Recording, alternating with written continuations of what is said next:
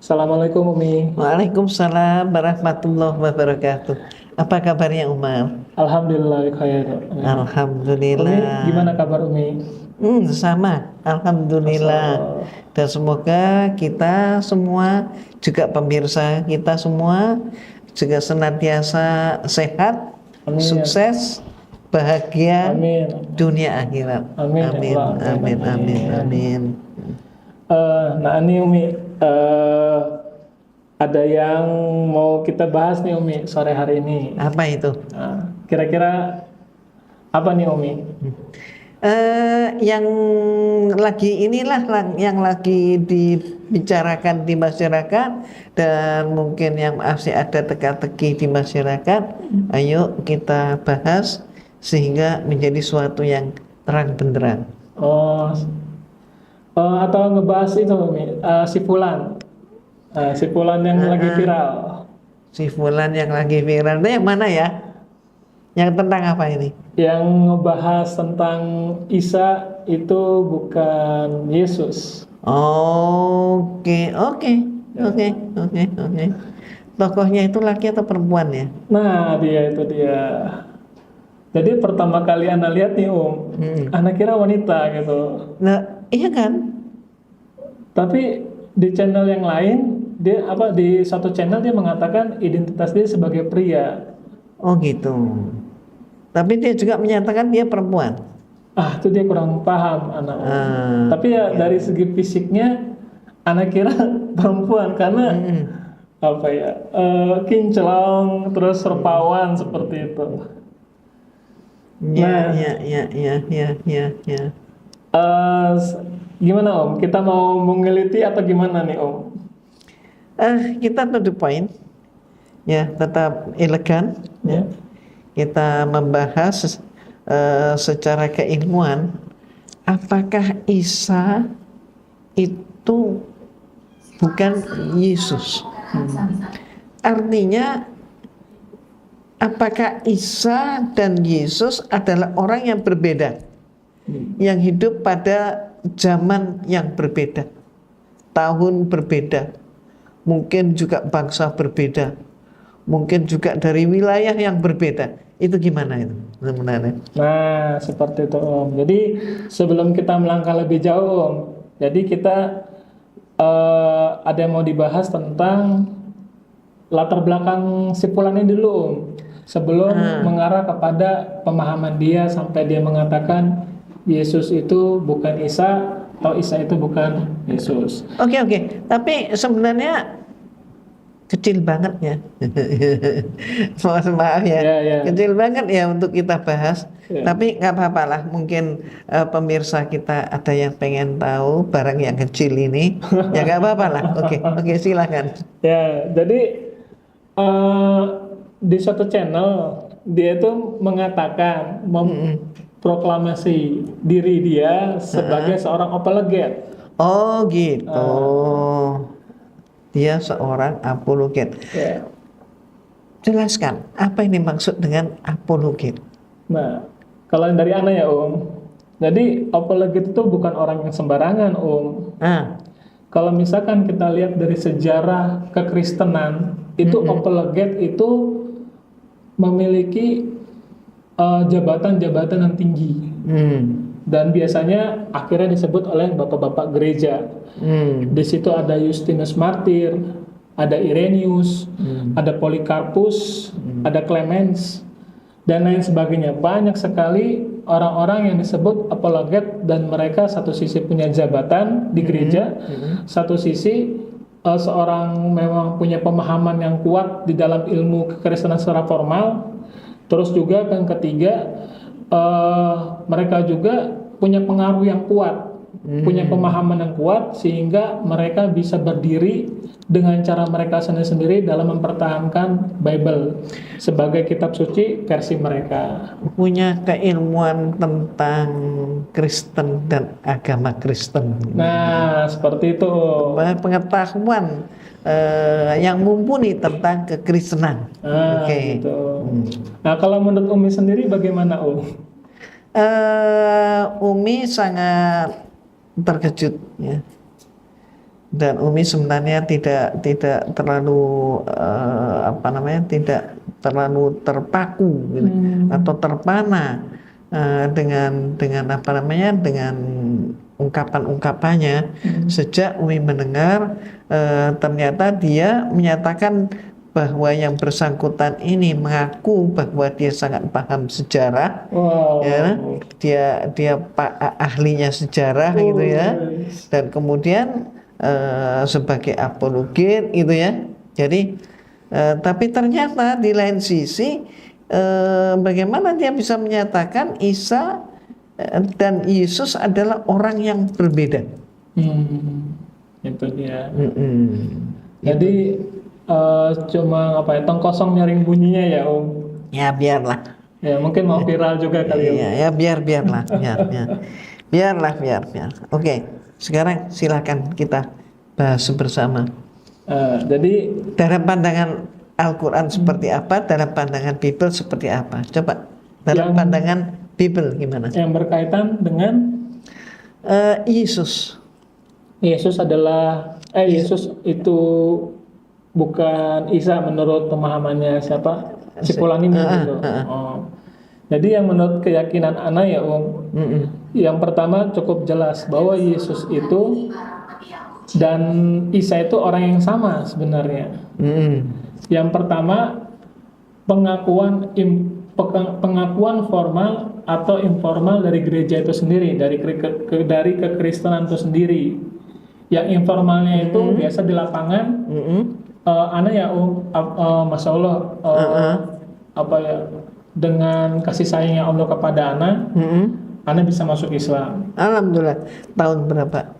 31 Juli 2020. Luar biasa. Ya. Oke. Pernah ngomongin Umi juga nggak? Itu dia Om, sering Om. Jadi ngebahas Umi Irena, ngebahas juga Ustadz Nababan, ngebahas juga Ustadz Kainama, sama almarhum Ustadz Insan Mokoginta. Jadi itu memang 4 tokoh ini yang paling sering dibicarakan di dalam diskusi teman-teman orang yang punya pemahaman agama lah, orang-orang yang pernah ngampus teologia gitu. Seperti itu. Oke. Yang jelas jelek aja gitu ya. Masih jelek aja. Tapi masalah ketika anak masuk Islam, anak tahu ternyata apa yang pernah anak benci ternyata nggak seperti itu. Nggak seperti itu gitu, Masya Allah. Ya. Jadi kembali kepada tema tadi ya Om, bahwa yang informal ini, anak kan mantan penginjil ya Om. Jadi ketika dulu anak penginjilan Om, anak memakai Isa itu untuk menjembatani anak untuk mendapatkan orang-orang yang ingin dimurtadkan supaya masuk Kristen. Karena itu tadi itu udah jumhur Om. Udah sepakat para penginjil itu pasti kebanyakan mereka pakai nama Isa untuk memberitakan Injil. Ya, untuk melunakkan, untuk bisa memasuki pemikiran umat Islam. Betul sekali. Jadi dianggapnya level pertama dianggapnya sama nih semua agama gitu kan. Terus kemudian level kedua mulai digerakkan mesinnya. Oke, ternyata nggak sama karena Kristen yang lebih bagus gitu. Ya, seperti itu. Oke, terus. Jadi yang pertama itu ketika kita penginjilan, karena pasti kalau kita kasih nama Yesus kan pasti ditolak kok. Jadi ada peraturan tidak tertulis Om dalam penginjilan. Yang pertama, kita tidak boleh sebut nama Yesus, tapi pakai nama Isa. Nanti dikaitkan dengan bahwa Isa itu kalimatullah. Terus yang kedua, suatu saat kita bahas dengan rinci banget. Masya Allah, ya. Moga-moga ada kesempatan bertemu lagi. Insya Allah kita bahas dengan rinci banget istilah-istilah dalam Al-Quran tentang Nabi Isa alaihissalam. Nah, oke, kita lanjut dulu. Yang kedua, jangan bahas tentang Israel. Why? Karena Israel dan Islam itu konfliknya panjang, gitu. Apalagi kaitannya dengan Palestina. Jadi kita jangan bahas waktu penginjil tuh jangan bahas Israel. Terus dulu itu juga jangan dibahas yang namanya perang salib. Perang salib akan membuka aib gitu ya kalau dibahas. Nah, maka semakin kelihatan siapa sesungguhnya serigala yang berbulu domba. Nah, seperti itu. Apalagi kalau udah dikait-kaitkan sama Sultan Muhammad Al-Fatih kan, Salahuddin Al-Ayyubi. Jadi untuk masa-masa itu disingkirkan dulu gitu, supaya kita benar-benar bisa ambil si orang ini supaya bisa masuk Kristen. Penekanan Umi adalah, nah pemirsa, apabila kita mencermati bersama informasi yang disampaikan oleh Ananda kita, Umar, maka kristenisasi itu tidak ujuk-ujuk orang dijadikan Kristen, enggak, tapi adalah program, ada tahapannya begitu ya. Oke, lanjut. Nah, jadi yang pertama tentang penginjilan yang informator di lapangan, dan juga ada formalnya juga. Di formalnya itu memang juga banyak sekali pendeta. Ana malah belum pernah dengar ada pendeta yang mengatakan Isa itu bukan Tuhan. Isa itu bukan Yesus. Maaf, Isa itu bukan Yesus. Tetapi kalaupun ada yang mengatakan, hanya cuma lihat aja di YouTube, ada yang mengatakan Isa itu bukan Yesus, itu langsung dibombardir oleh pendeta-pendeta yang lain. Jadi lainnya. Pendeta versus pendeta gitu.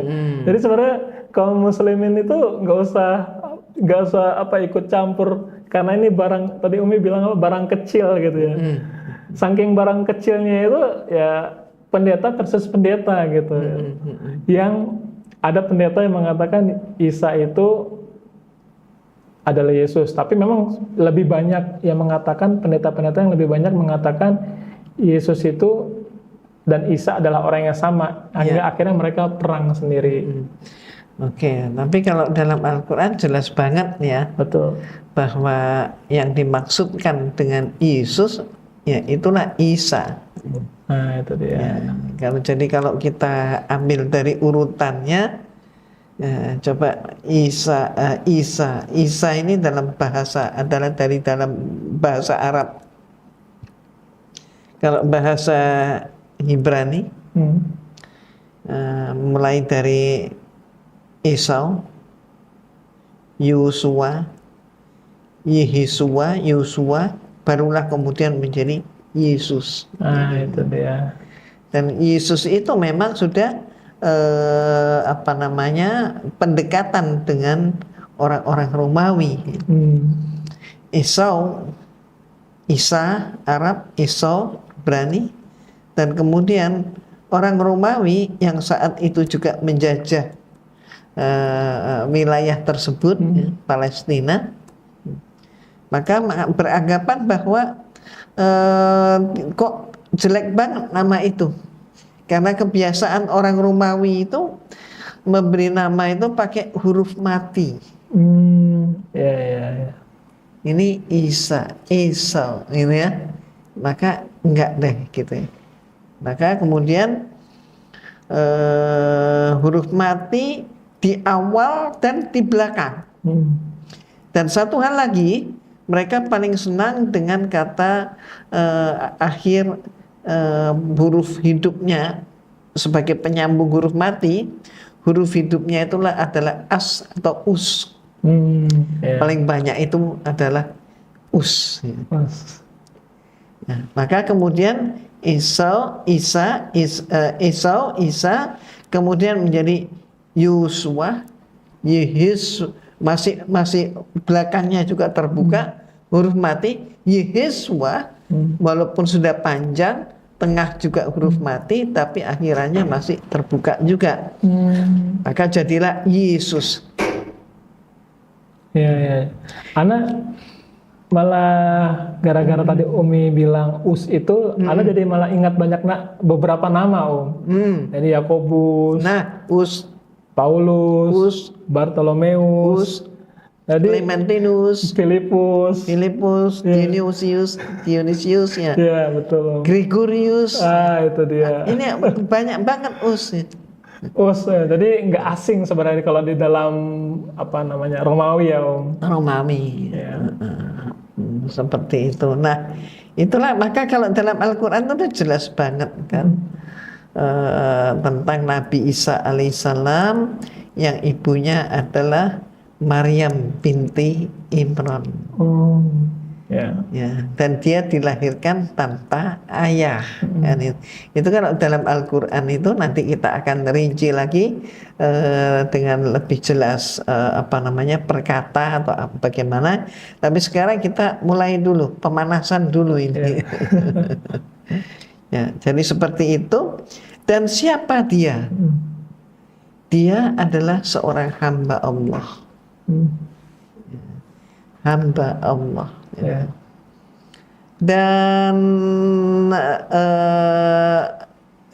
sebagai hamba yang taat kepada Allah, Allah yang disembah oleh Isa itu adalah Allah yang mana? Maka disebutkan sebagai Allah yang ahad, ya. Terus sampai kemudian di dalam Bible pun kita bisa temukan bahwa Nabi Isa alaihissalam sempat mengajarkan muridnya itu sholat. Masya Allah. Tapi karena Bible ini kan kitab yang dianggap suci, ya, kemudian yang diterjemahkan dalam berbagai macam bahasa dengan meninggalkan teks aslinya. Nah, itu dia Om. Sehingga misalnya saja Bible terjemahan bahasa Indonesia antara tahun ke tahun itu pun juga mengalami perubahan sesuai dengan kesepakatan, sesuai dengan hasil daripada konferensi. Kalau mau dirubah ya dirubah. Seperti saja misalnya ya, yang paling gampang dan mudah diingat adalah tentang babi. Babi itu dulu pada Bible edisi tahun 1960 ke bawah, masih di Imamat pasal 11 ayat 7. Itu kan dikatakan babi haram. Tapi kalau sekarang kita buka nih pakai HP atau pakai apa yang sekarang, babi hutan. Jadi berarti apa? Ditambah kata hutan. Ini adalah proses mengubah. Maka dengan dikatakan babi hutan itu haram, maka gereja memberikan satu penyimpulan bahwa babi ternak, babi kota itu halal. Kesimpulannya itu ya Om. Ya. Karena tulisnya babi hutan. Ya, jadi gereja menghalalkan babi, ya kan? Ya. Nah, sementara sebelum tahun 60 gereja mengharamkan babi. Ngeri ya. Nah, iya kan? Betul. Nah, ini intinya kan di situ. Pertanyaannya adalah apakah Tuhan itu tidak maha tahu, tidak maha benar, sehingga perlu revisi dan revisi. Nah, ini Al-Quran sudah menyatakan dengan jelas sekali, dikatakan mereka suka mengubah-ubah ayat Allah, bahkan membunuh para nabi. Itu. Kaum yang itu. Nah, itu Al-Quran. Jadi dengan jelas sekali bahwa Al-Quran pun menyatakan bahwa Allah mengampuni semua dosa seberat apapun. Tapi ada satu macam dosa yang Allah tidak berkenan untuk memberikan ampunan, yaitu dosa syirik. Apa syirik itu? Syirik adalah dosa mempersekutukan Allah. Malah ada ayat Al-Quran yang jangan sekali-kali engkau menyatakan bahwa Tuhan itu adalah 3. Nah, udah langsung to the point tuh ya Om. Ada poin kan? Ya. Nah, ayo sekarang gimana ayat Bible? Kalau di dalam sejarah kanonisasi Bible ya Om, yang pernah Ana pelajari waktu kuliah. Tapi sebelumnya gini Om, Ana itu satu sisi bingung, tapi satu sisi Ana takjub gitu Om, terhadap kristolog secara spesifiknya di Indonesia gitu. Apa yang Ana pelajari justru banyak diketahui sama mereka, bahkan jauh lebih itu. Kayak misalkan Umi tadi bilang kan, Bible sebelum tahun 1960 ya. Ana malahan nggak pernah itu Om. Nggak pernah Om, pegang itu nggak pernah Om. Jadi, Nah, Ana pemirsa tolong diperhatikan bahwa mohon maaf tidak banyak umat Kristen yang mengetahui bahwa sebenarnya kitab mereka itu sudah diedit untuk yang kesekian puluh kalinya. Betul, betul. Nah, kemarin dan salah satunya yang kemarin yang terakhir juga sempat podcast sama Kodoni ya Om. Itu kan Bible-nya banyak Om. Iya.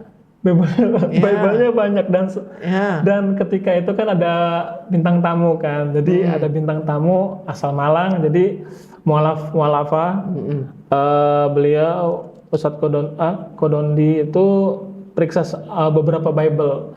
Dan ketika ini yang ngomong yang ngebahas ini memang Kodondi, tapi bukan langsung pemikirannya bukan dari Kodondi, justru pemikiran dan lafaznya itu dari Bible.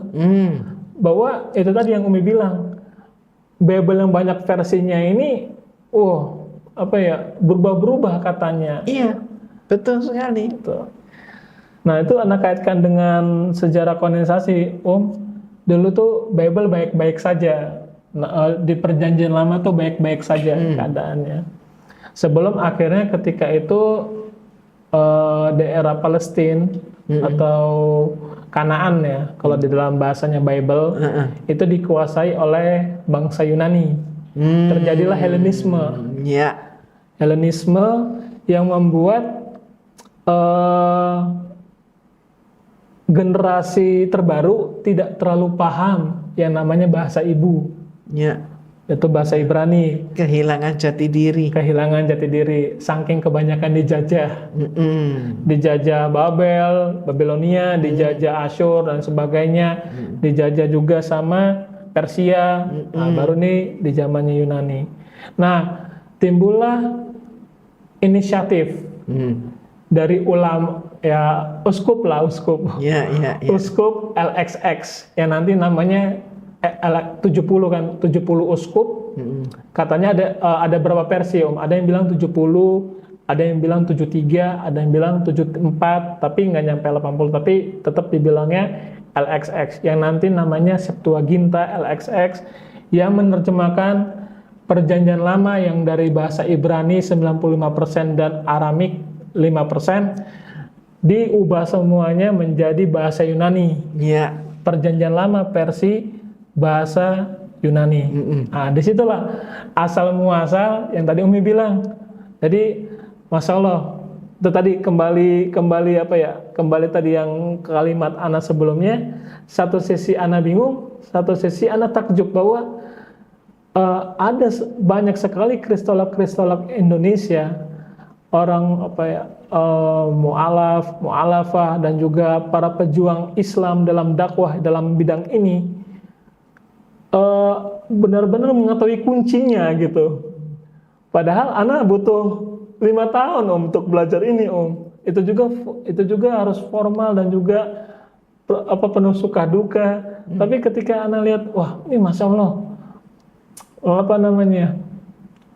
ada juga kristolog nggak perlu ijazah S1, STH gitu, tapi punya pemahaman yang lebih luas dibandingkan Ana yang sarjana teologi Iya, sarjana teologi gitu. Makanya wah ini cocok ini ketika berdiskusi ini Ana juga sedikit mengingat sesuatu ilmu-ilmu yang pernah Ana pelajari, tapi Ana sendiri gitu Om. Benar, Ana takjub sekaligus bingung gitu terhadap ustadz-ustadz yang dalam hal ini itu punya pemahaman begitu luar biasa, punya pemahaman begitu hebat dibandingkan bisa dibilang anak malah justru kalah di bidang ini gitu. Walaupun itu tadi yang pertama Ana belum pernah baca Bible 1960, tapi orang-orang yang pernah terlibat di dalam ini justru udah paham gitu. Wah, jadi Ana memang di sini itu sekalian silaturahmi, kayaknya Ana ini tempat yang bagus. Makanya sejak awal Ana mengatakan bahwa Umi ini guru bersama, guru kita semua. Jadi Ana podcast, Ana sharing, tapi Ana juga belajar gitu dari pengalaman Umi yang Masya Allah. Umar ini rupanya termasuk aliran semakin padi berisi semakin merunduk.